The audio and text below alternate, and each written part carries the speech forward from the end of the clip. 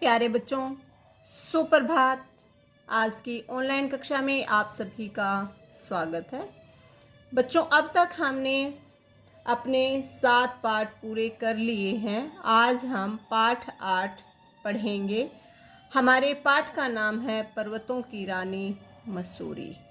ठीक है, ये एक पर्यटक स्थल है। आओ आज हम इसके बारे में पढ़ते हैं कि मसूरी में कौन कौन से देखने योग्य स्थल हैं। ठीक है बच्चों, तो आप सभी मसूरी के बारे में अच्छे से पहले समझेंगे और फिर इस पाठ को पढ़ेंगे। तो देखो, हमारे देश में अनेक पर्वतीय स्थल हैं जिनकी सुंदरता विश्व भर के पर्यटकों को अपनी ओर आकर्षित करती है।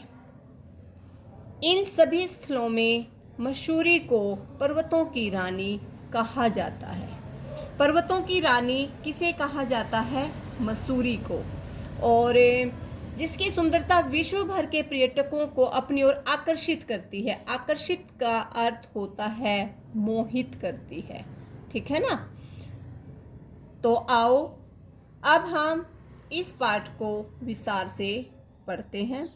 भारतीय संस्कृति तो विश्व में महान कहलाती ही है और साथ साथ यहाँ की प्राकृतिक सौंदर्य भी विश्व में अनुपम है।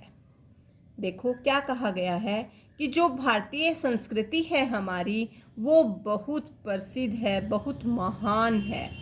और इसके साथ साथ यहाँ पर प्रकृति से संबंधित जो भी चीज़ें हैं वो भी बहुत अनोखी हैं। यहाँ के पहाड़, नदियाँ, खेत, हरियाली एवं पेड़ पौधे विश्व भर से पर्यटकों को अपनी ओर आकर्षित करते हैं, अपनी ओर लुभाते हैं, मोहित करते हैं ये पर्यटकों को। पर्यटक का अर्थ होता है बाहर से जो लोग देखने के लिए आए, उनको हम क्या बोलते हैं? पर्यटक बोलते हैं। यहाँ का प्राकृतिक सौंदर्य विश्व भर में प्रसिद्ध है। प्रसिद्ध का अर्थ होता है मशहूर है। ठीक है, फेमस है। तो आपको समझ में आ गया होगा कि जो मसूरी में पहाड़ हैं, नदियां हैं, खेत हैं, हरियाली है, पेड़ पौधे हैं, वो पर्यटकों को अपनी ओर आकर्षित करते हैं। और इन सब को देखने के लिए लोग यहाँ पर विभिन्न विभिन्न स्थानों से आते हैं। आओ आगे हम अपना पाठ पढ़ते हैं। देश के अलग अलग राज्यों में अनेक पर्वतीय स्थल हैं। जैसे हिमाचल प्रदेश में शिमला बहुत ही प्रसिद्ध है, कसौली, धर्मशाला, मनाली आदि। कौन कौन से पर्यटक स्थल हैं हिमाचल प्रदेश में? शिमला, कसौली, धर्मशाला और मनाली। यहाँ पर अधिक मात्रा में लोग आते हैं देखने के लिए। ठीक है, उसी प्रकार उत्तर प्रदेश में नैनीताल, मसूरी, रानीखेत, जिम कार्बेट, अल्मोड़ा, लैंसडाउन इत्यादि हैं। ये ऊपर हमने कौन से राज्य के पढ़े थे? हिमाचल प्रदेश के। और नैनीताल, मसूरी, रानीखेत, जिम कार्बेट, अल्मोड़ा, लैंसडाउन किसके हैं? उत्तर प्रदेश के हैं। ठीक है, और जो मसूरी है वो कौन से राज्य में आता है? उत्तर प्रदेश राज्य में आता है। ठीक है बच्चों, तो आओ अब आगे देखते हैं।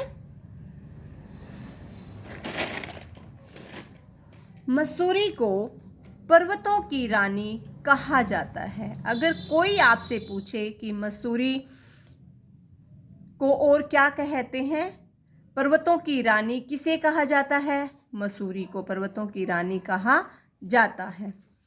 इसकी खूबसूरती तथा हरियाली सबका मन मोह लेती है। खूबसूरती का अर्थ होता है सुंदरता। इसकी सुंदरता और इसकी हरियाली सबका मन मोह लेती है। हमने मसूरी के विषय में कई लोगों से बहुत कुछ सुना था। हमने अपने परिवार के साथ मसूरी घूमने का कार्यक्रम बनाया। हमने सोचा कि गर्मी की छुट्टियों में मैदानी इलाकों में बहुत गर्मी पड़ती है। यदि इन दिनों मसूरी जाएं तो वहाँ मौसम बहुत अच्छा रहेगा। कहाँ पर रहता है मौसम अच्छा गर्मियों में? पहाड़ों पर, ठीक है ना। गर्मी की छुट्टियां आने से कुछ समय पहले ही पिताजी ने देहरादून जाने के लिए रेलवे आरक्षण कर दिया। आरक्षण का अर्थ होता है पहले से बुक करना, ठीक है। मम्मी, पापा और मेरी छोटी बहन, हम चारों के लिए देहरादून एक्सप्रेस में सीटें बुक हो गई। 20 मई की रात को हम ट्रेन से देहरादून के लिए निकले। तो देखो बच्चों, जो मसूरी है वो पर्वतों की रानी है। इसकी सुंदरता ने और इसकी हरियाली ने सबका मन मोह लिया है। लोग यहाँ पर घूमने के लिए आते हैं क्योंकि गर्मी की छुट्टियों में जो मैदानी इलाके होते हैं वहाँ पर बहुत गर्मी होती है। तो यहाँ जो पहाड़ी इलाके होते हैं वहाँ पर मौसम बहुत सुहावना होता है, इसलिए गर्मी की छुट्टियों में लोग यहाँ पर घूमने के लिए आते हैं।